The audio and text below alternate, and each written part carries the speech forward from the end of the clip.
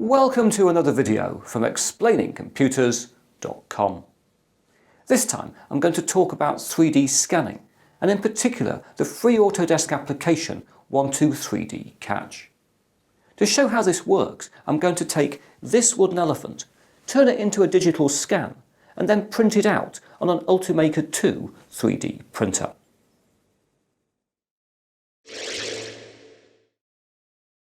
Many devices can turn a physical object into a digital 3D model. In industry, high-end scanners like this RexScan CS Plus capture the form of an object by placing it on a turntable and rotating it in front of a head that features two cameras and an LED light source. Alternatively, to scan large objects that cannot be placed on a turntable, other high-end 3D scanners like the Artec EVA are manually moved around an object, such as a person, in order to capture a 3D model of their shape and texture. It's also possible to scan a person in a custom-built scanning booth fitted with a large number of digital SLR cameras. Personal 3D scanners include the MakerBot Digitizer. Here, an object is placed on a turntable where two lasers are projected onto it while it rotates before a single CMOS sensor. The Matter and Form 3D scanner has a similar turntable, two laser and CMOS design, while the Scanify from Fuel 3D is a handheld point-and-shoot device that captures shape and colour data from a pair of cameras. 3D Systems also offers a relatively low-price consumer scanner called the Sense, which again has a two-camera handheld design. As an alternative to investing in dedicated hardware, anybody can use the free 123D Catch app from Autodesk to turn a series of photographs into a 3D model. The software is available for Android and Apple tablets and smartphones, or can be run in a browser. However, here I'm going to install and use the version for a Windows PC. To create a scan, I first need to position a 3D object in a well-lit location. I then need to grab a camera, and here I'm using my trusty Nikon D200, although any camera will work just fine. To create a good 3D scan, you need to completely rotate around your object and to shoot at least 20 photographs of it. To maximise the chance of success, here I'm rotating around the elephant twice from two different angles and capturing a total of 36 images. Having launched the 123D Catch desktop package, I need to select my series of photos. Then, with the photos selected, I'm going to click the green arrow.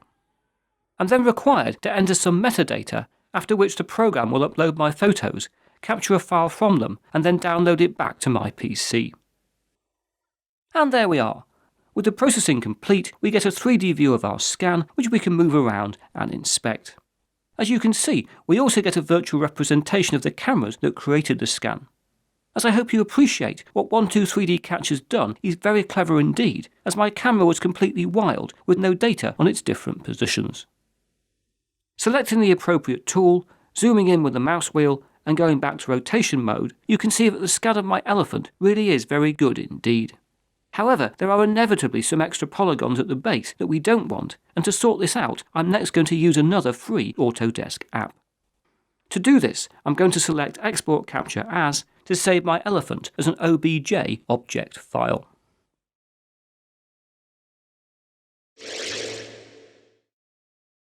Purchased by Autodesk in 2011, Mesh Mixer is a really cool piece of free software for manipulating 3D scans and other 3D objects. Available for Windows PC or Mac, here I've installed the PC version, into which I've imported my elephant OBJ file. To get rid of the unwanted polygons at the bottom, I'm going to select Edit and Plane Cut. I'll then move the resultant cutting plane down through the object so that it'll slice across the elephant just above the bottom of the legs. I'll select Hard Edge as I want a nice flat base, and then accept the operation.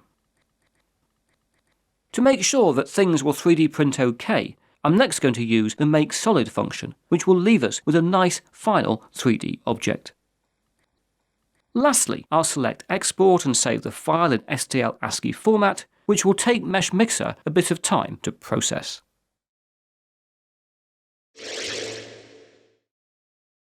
As I explained in my recent Ultimaker 2 workflow video, To make a 3D print, I've finally loaded the Elephant STL file into the Cura slicing package.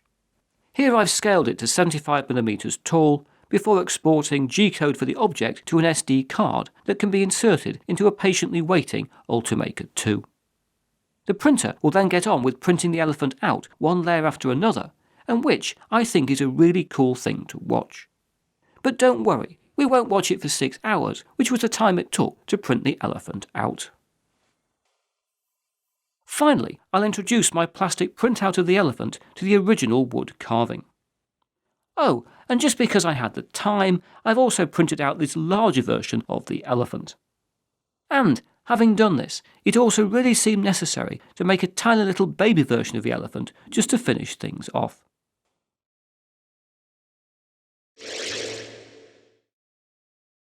Autodesk 123D Catch and Meshmixer are fantastic free apps to experiment with, and especially so if you've got an interest in 3D printing. But now that's it from me and the elephants, and I hope to talk to you again very soon.